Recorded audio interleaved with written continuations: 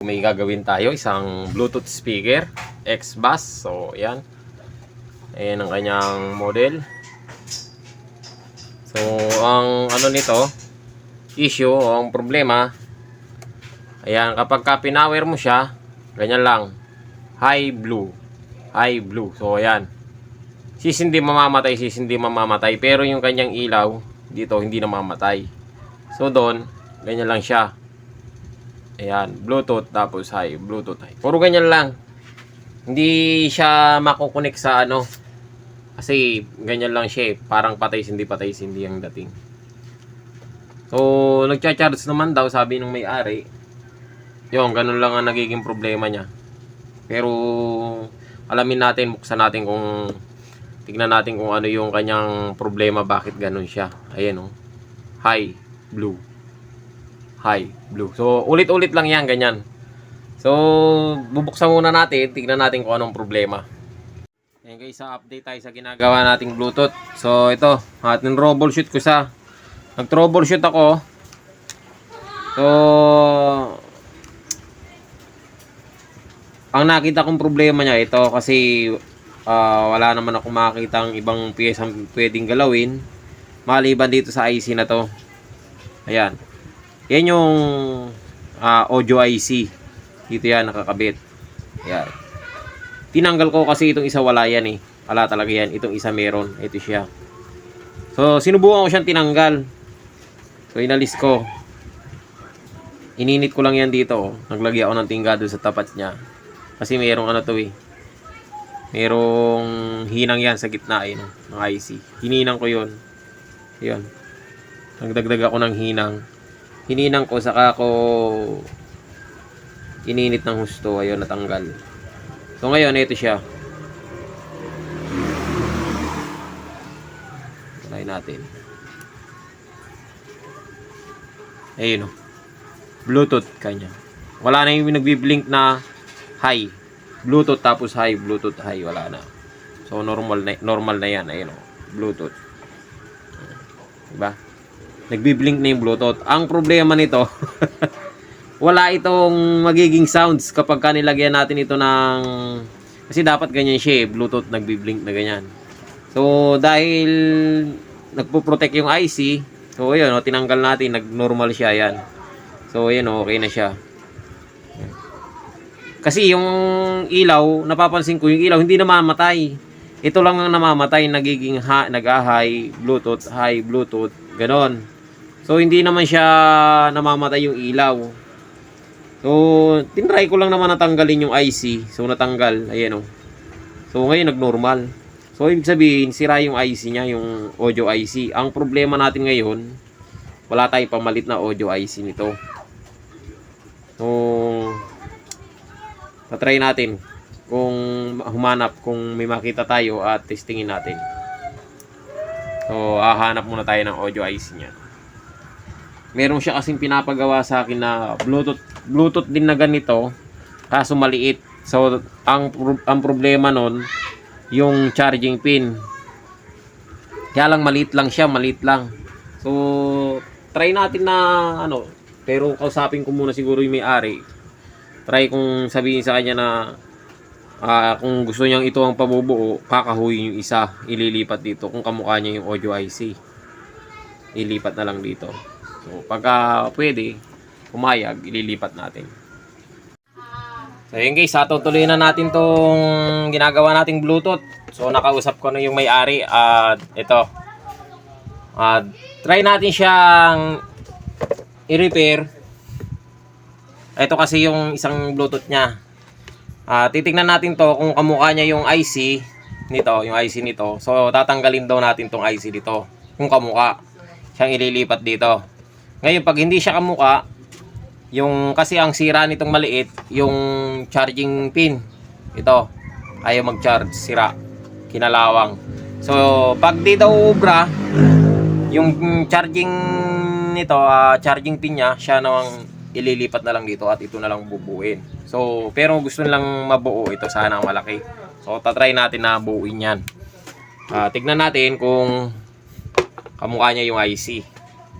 Ganun lang naman kasimple yan. So, nakuha na natin yung sakit nito eh. IC kaya siya nagluluko. Akala ko kasi hindi napapagawa. Inausap ko yung may-ari. Yun, ngayon lang dumating. Ayun.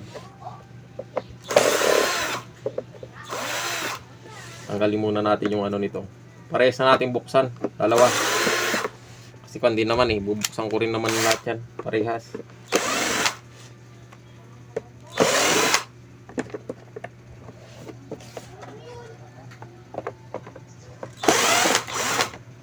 Mahirap kasing galawin hanggat hindi mo pa nakakausap yung customer.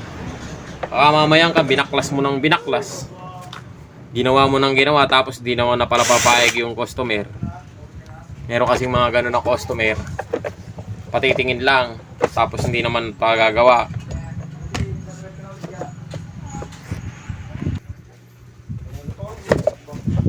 Ayan, nabaklas na natin itong cover. So, tatabi muna natin yan. Baklasin muna natin yung maliit. Sana kamukha. Bagay, kahit hindi kamukha, bubuuin natin ito.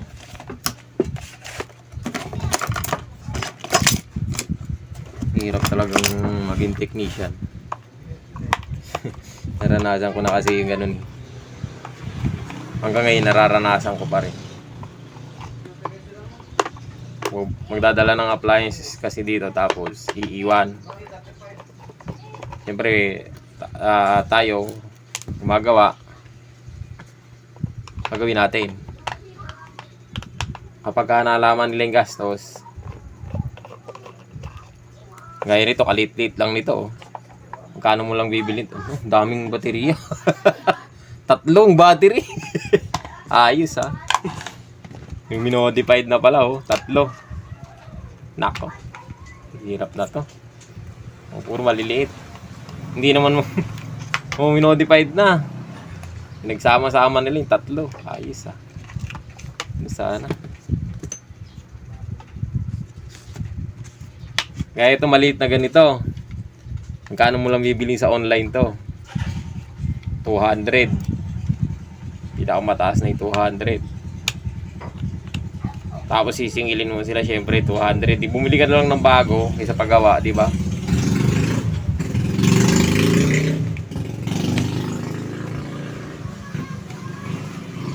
Sabi nung may-ari, kano ko lang binili yan? Sisingilin mo ako ng ganyan. Gagalit pa sa iyo. Hindi tayo dyan, hindi niya kamukha.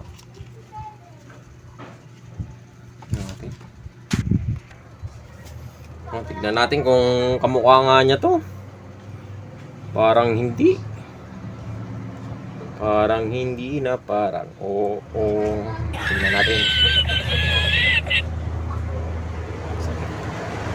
Silipin muna natin sa magnifying glass dahil madilim. Hindi ko ganong maninag. Maliliit ang numero. Yon. Silip-silip. Ayan.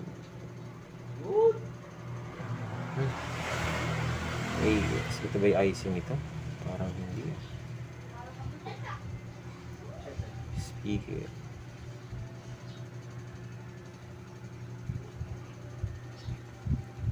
Kung malapit sa speaker, siya na yun. Ito nga, mukha nga. Tingnan nga natin.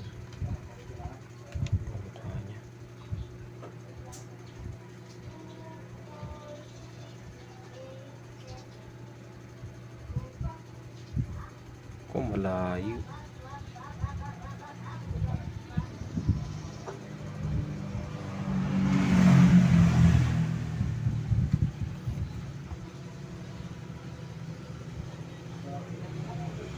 Hindi na kasi makaninag ako. Ang dilim.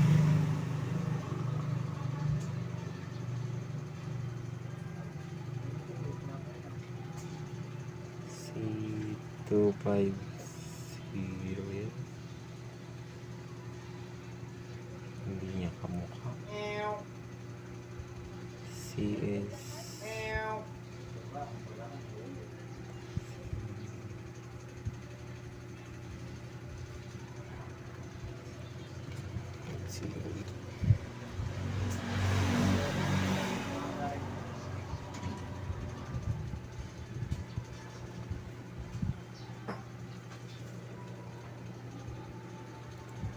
Tignan na lang natin sa diagram. Walang yan. Kahirap hanapin ng ano. Ito. Dulo. Dulo. Hindi niya kamukha. Naku, mahihirapan tayo din eh. Ayun guys, hindi umubra yung ginawa natin dito dahil wala tayong makuhang available na IC na nag-compatible sa kanya. So ayaw.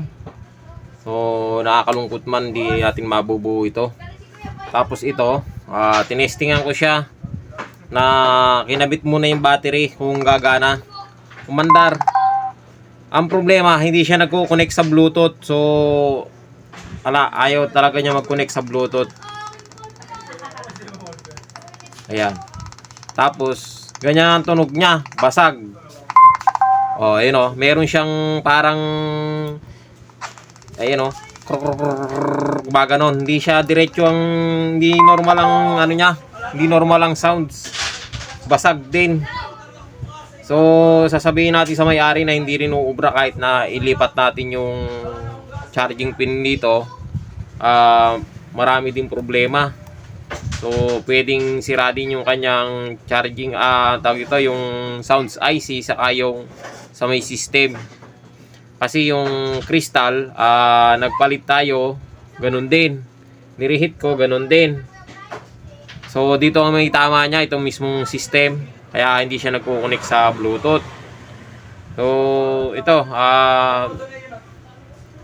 babalik natin siya sa dati. Sasabihin natin sa may-ari na hindi uubra. O bibili na lang siya ng bagong Bluetooth. So, mura na lang naman kasi mga ganito. Lalo na pag ganitong maliliit na lang. So yun guys, ay kasako muna. At pati ito, ayos na natin. So hindi nabuo yung ating repair. So pero ito at least nalaman natin na ang problema kapag patay sindi, pwedeng sa audio IC ang problema. So yan, sa mga may mga makaka-encounter ng ganitong klase ng Bluetooth o kahit di man ganitong klase ng Bluetooth, pagka nagpapatay sindi yung display, pwedeng off tapos on, off, on.